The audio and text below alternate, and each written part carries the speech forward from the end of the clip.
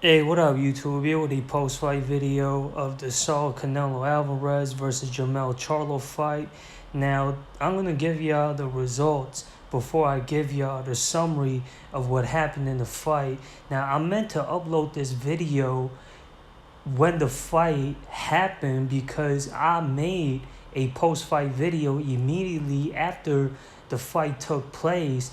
However, it didn't upload to my channel, hence why I'm making a new post-fight video, and hopefully this post-fight video uploads to my channel once I'm finished making this video.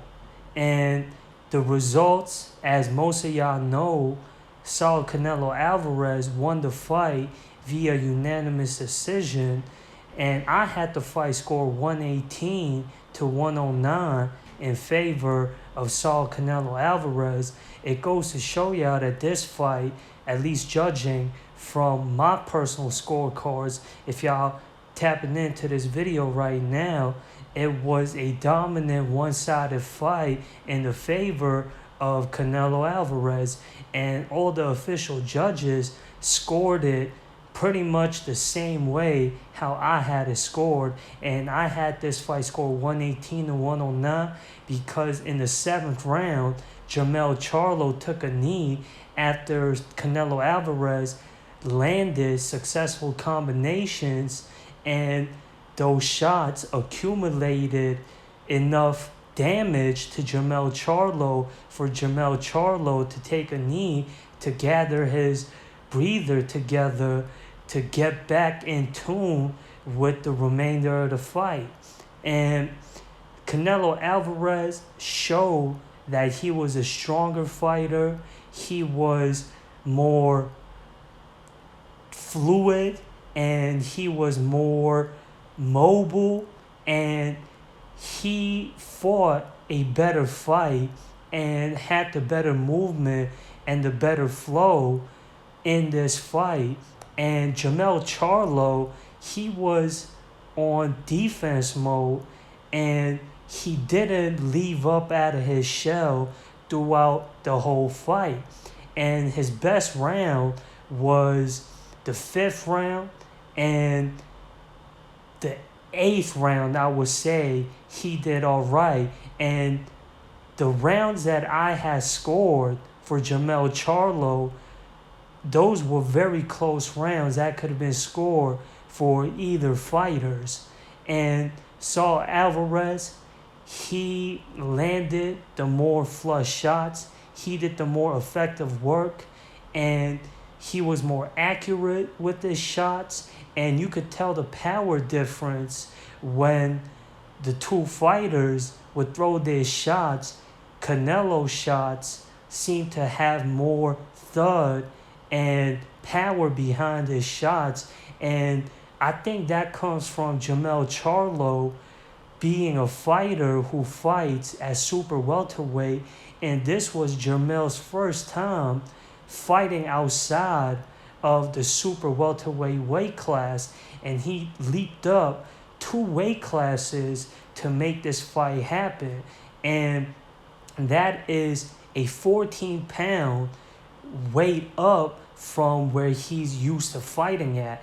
And just a reminder, this fight was first offered to Jermell's twin brother, Jermell Charlo, who fights at a weight class just above Jermell at middleweight, and that is more close at weight than Jermell Charlo's usual weight class that he competes at. And Jermell Charlo, because he's going through what he's going through personally outside of boxing, turned down the offer that was presented to him by Canelo's promotion and PBC and Showtime, because once Canelo's work was done with the Zone, he signed a 3-fight deal with Showtime and PBC, and his return fight back with Showtime and PBC was originally supposed to be against the WBC middleweight champion Jermell Charlo, who hasn't fought in over 2 years. And it would have been easier for Jermell, who's been rumored to want to step up to super middleweight anyways. It would have been a easier adjustment for Jermell, the bigger twin, to move up to super welterweight than Jermell, who's the super welterweight champion, to move up 2 weight classes to challenge Canelo for the undisputed super middleweight title. However, I got to give Jermell credit for taking that step up and moving up 2 weight classes to take on the face of the sport. And Canelo's been the cash cow ever since Floyd Mayweather and Manny Pacquiao retired from the sport. And that goes to show y'all Jermell, whatever he's going through, for him to turn down the biggest money fight of his career and the most lucrative fight available in all the sport of boxing, that goes to show y'all that Jermell, for him to have a fight of that magnitude, and Canelo been a big reason to why Jermell Charlo been talking about possibly moving up to super middleweight to have that big money fight versus a cash cow of the sport. Arguably, I would say it's hard to argue that Canelo is, without a shadow of a doubt, the most recognizable name in the sport. And to have a fight like that, you gotta be active. And for somebody like Jermell, who hasn't been active in over 2 years, that's a fight that he shouldn't go into being rusty and not being active for as long as he's been. And Jermell, he's accomplished a lot without taking a break. In 2021, was it? I think it was 2022, last year, when he became undisputed super welterweight champion, when he defeated Castaño in their rematch to become the undisputed super welterweight champion. And he would have made history if he would have defeated Canelo Alvarez that night and pulled off that upset, being the second ever undisputed champion in 2 different weight classes versus a rival of his, that being Terence Crawford. And I say rival because Jermell Charlo and Terence Crawford, ever since Terence Crawford had that dominant victory over against Errol Spence in their fight this past summer, and Jermell Charlo was in attendance, and Jermell and Terence was going back and forth after Terence Crawford's victory against Errol Spence, and they've been talking about having a potential bout at super welterweight after Terence Crawford became the undisputed welterweight champion this past July. And even after this fight, Jermell Charlo seemed to be more interested in that big money fight that would be more lucrative and more marketable to the public, and that being a fight versus Terence Crawford rather than a fight versus the top contenders at his own weight class, that being Tim Tszyu.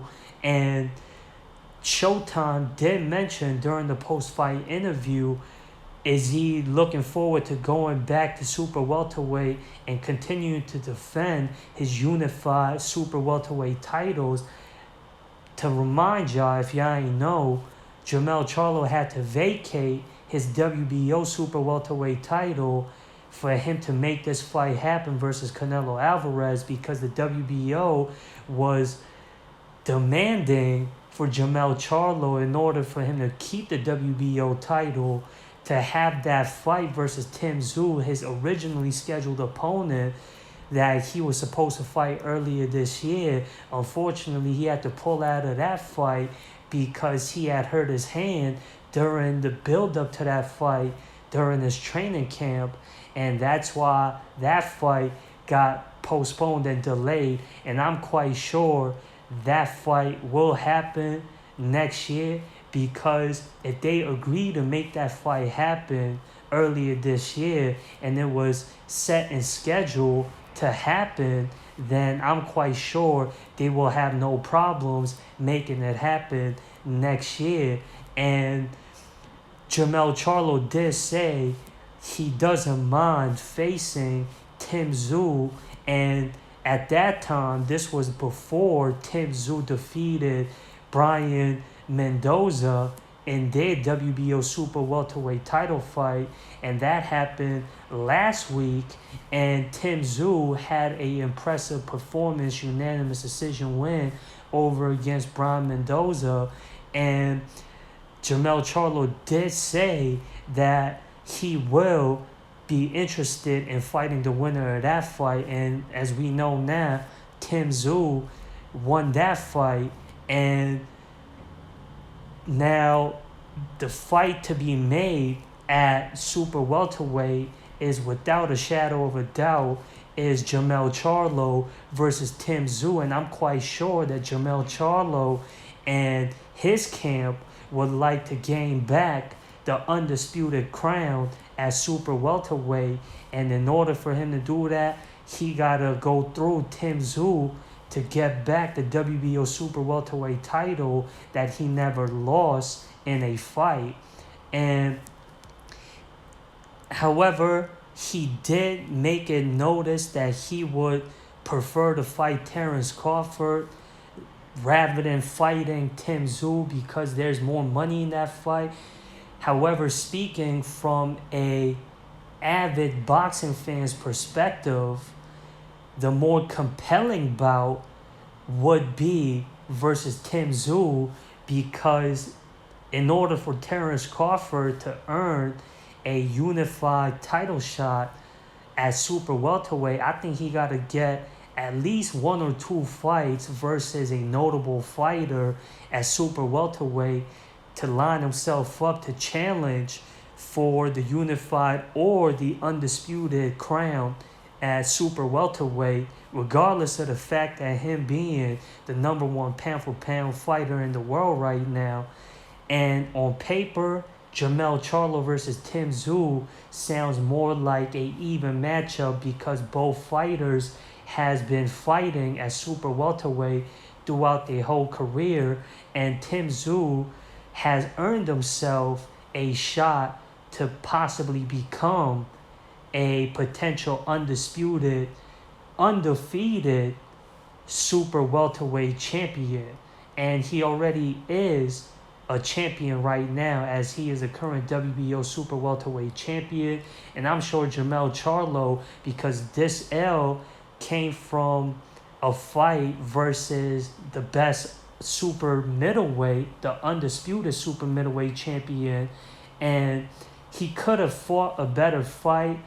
It looked like that he didn't put his best effort out there because he was hesitant, he was more backpedaling, and he was trying to avoid exchanging shots versus the heavier, bigger fighter in Canelo Alvarez.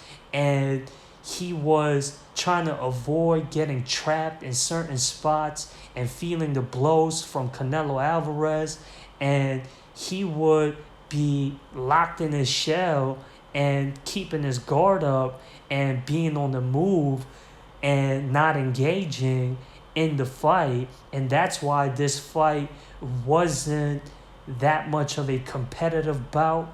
And Jermell Charlo, I'm sure he wouldn't have that problem of being drained from fighting at super middleweight and going back down to super welterweight for his next fight, because he had to gain weight for him to make weight at 168 to have this fight. And I don't think he'll have that Roy Jones Jr. problem. Y'all remember when Roy Jones Jr. moved up to heavyweight to fight Ruiz to become heavyweight champion, and then he moved back down to light heavyweight, and then it looked like he lost his reflexes and his ability to move because of that leap up and that weight adjustment that he had to make, fluctuating from light heavyweight to heavyweight, then back down to light heavyweight to continue defending his light heavyweight titles. I don't think that will be the case for Jermell Charlo when he steps back down to super welterweight. And as I said, I think the next bout for Jermell Charlo, the most sensible fight to make happen for Jermell Charlo to keep his momentum going and to be considered one of the elite fighters pound for pound in the sport right now, is to take on the next best super welterweight, that being Tim Tszyu. And we saw on social media and on other boxing media platforms that Terence Crawford, because of the lack of effort we saw from Jermell Charlo and his non-engaging performance that he put on versus Canelo Alvarez, he showed a lack of interest in making that fight happen versus Jermell Charlo sometime in the future. And as we know, it's rumored for Terence Crawford, his next fight will be a rematch versus Errol Spence sometime at the end of this year, as it's rumored to be, because Errol Spence, despite the fact that he got beat up in that fight and it was a one-sided fight in the favor of Terence Crawford, Errol Spence is going forward and cashing in that rematch clause that was agreed upon when this fight came to terms to make it happen. A rematch clause was agreed upon between the two sides, and Errol Spence wants to avenge that loss that he suffered this past summer versus Terence Crawford, despite the fact that he had a disappointing performance. And I don't think I did say during my post-fight video for that fight that I'm not personally interested in seeing a rematch between Terence Crawford and Errol Spence. However, it looks like Errol Spence is going to go for it.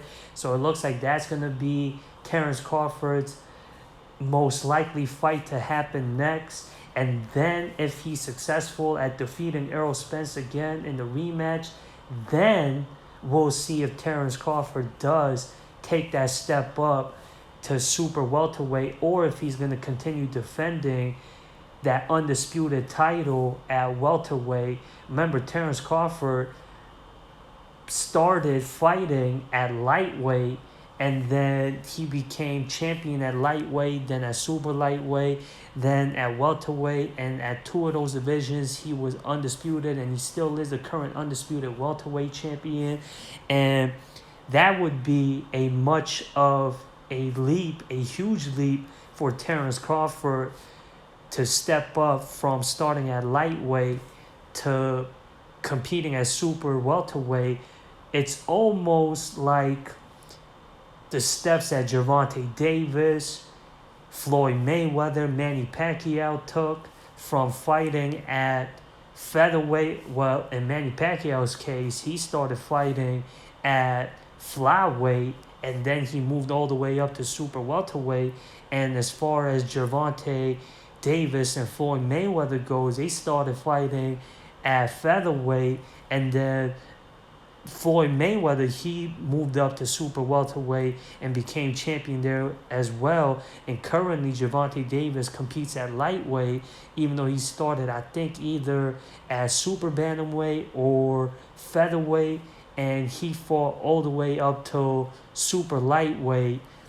And as for Terence Crawford, we'll see if he's going to step up to super welterweight after he announces his next move.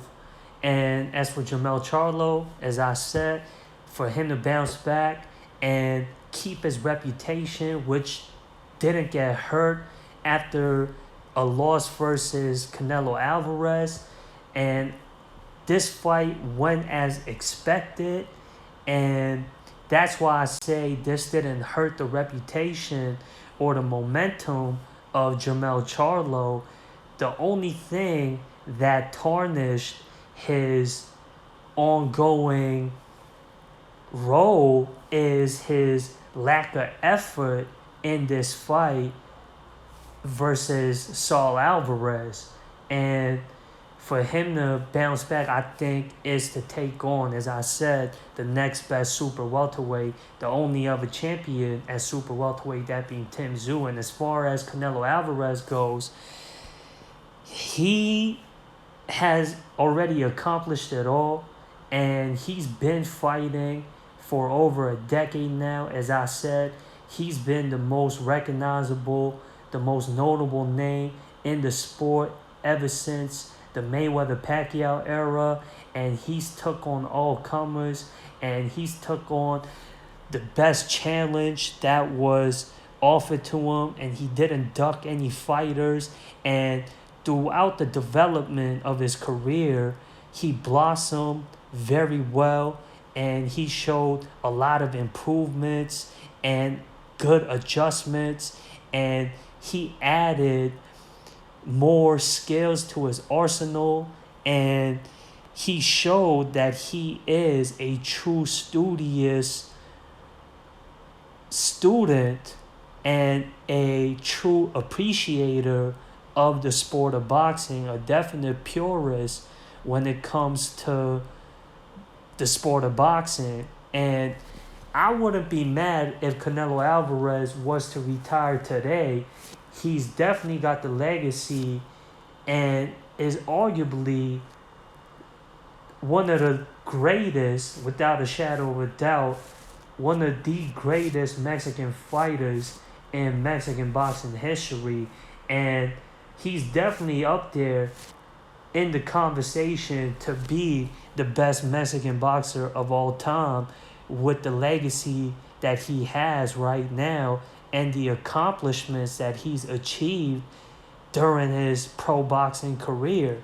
And him being the current undisputed super middleweight champion, I personally think that he only has 2 fights left in his career for it to be truly complete from a critical stance.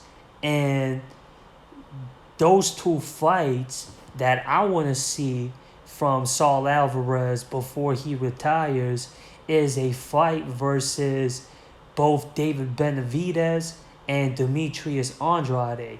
And Andrade and Benavidez got a fight coming up next month, and I'm quite sure that the winner of that fight will get a undisputed super middleweight title shot for their next fight. And Saul Alvarez did let it be known during the post-fight interview that he is willing to take on anybody at super middleweight or even at light heavyweight. I'm sure that he wouldn't even mind fighting either Arthur Beterbiev or Dmitry Bivol, the only 2 champions at light heavyweight.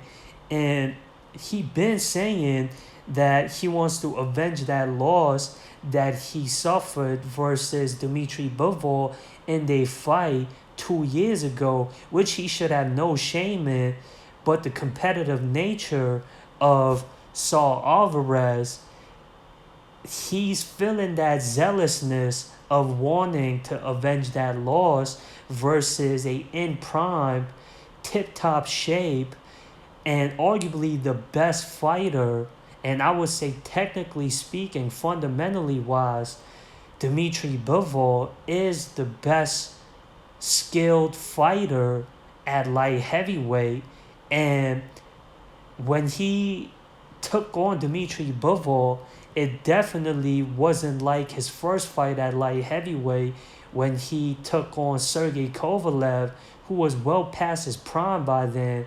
And that's why I say it was a heck of a challenge for Canelo Alvarez to step up to light heavyweight when Alvarez started out as a lightweight, and for him to take on a in prime, fresh and tip-top shaped champion who has a style that Canelo is known to struggle against, that took a lot of bravery on the part of Canelo Alvarez to step up to take on who is considered the best light heavyweight in the sport of boxing.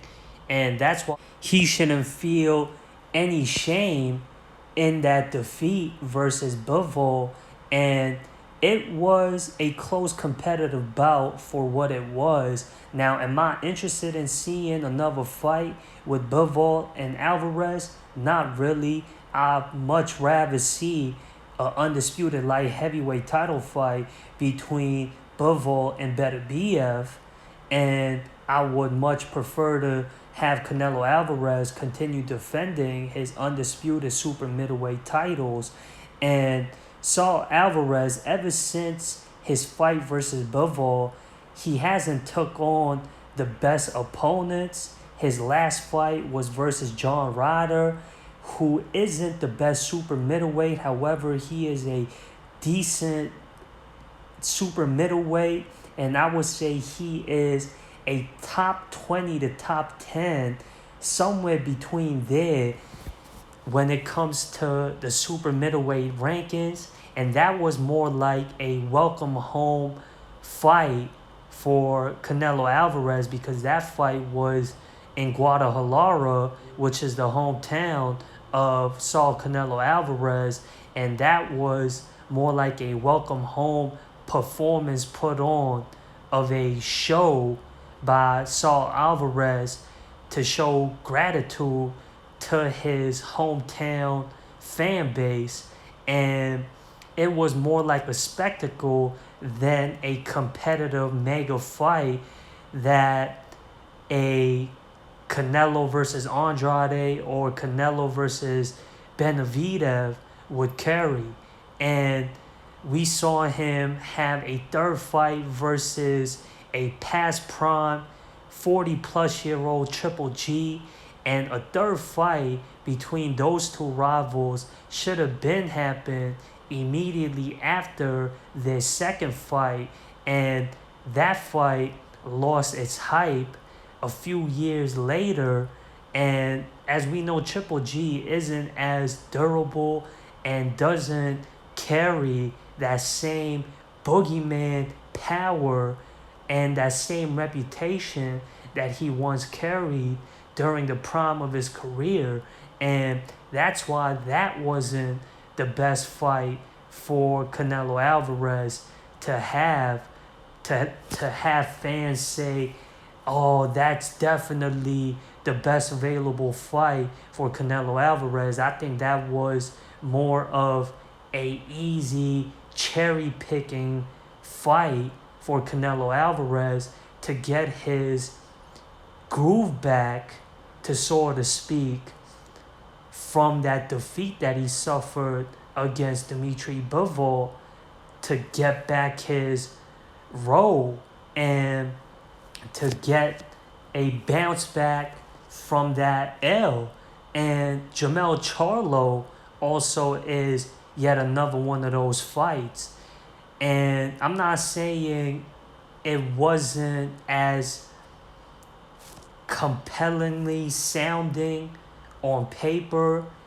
I think Jermell Charlo versus Canelo Alvarez sounds a lot better than a third fight versus Triple G or a Canelo versus John Ryder, because Jermell Charlo is a in prime, young and fresh, undisputed, well, at least former undisputed super welterweight champion, and is still the current unified majority super welterweight champion.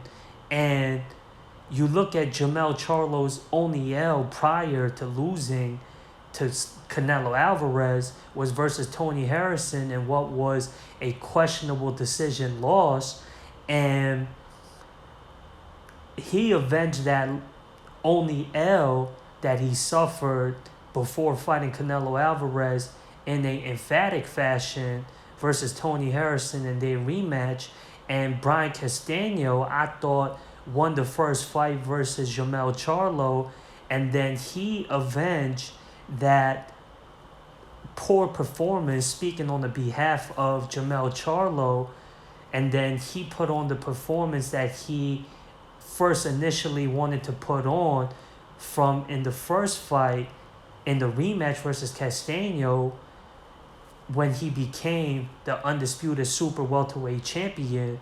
And as I said, for Saul Alvarez, him fighting Triple G, who never fought outside of middleweight at a catchweight for the undisputed super middleweight title when Triple G was well past his prime, and when that trilogy bout between those two lost its flavor and its hype, and him fighting John Ryder in Guadalajara, which was more like a welcome home spectacle of a show rather than a competitive fight for the undisputed super middleweight title, because we all know that the top contenders at super middleweight is David Benavidez, currently undefeated and former WBC super middleweight champion, and he had to vacate that title due to personal recreational drug use.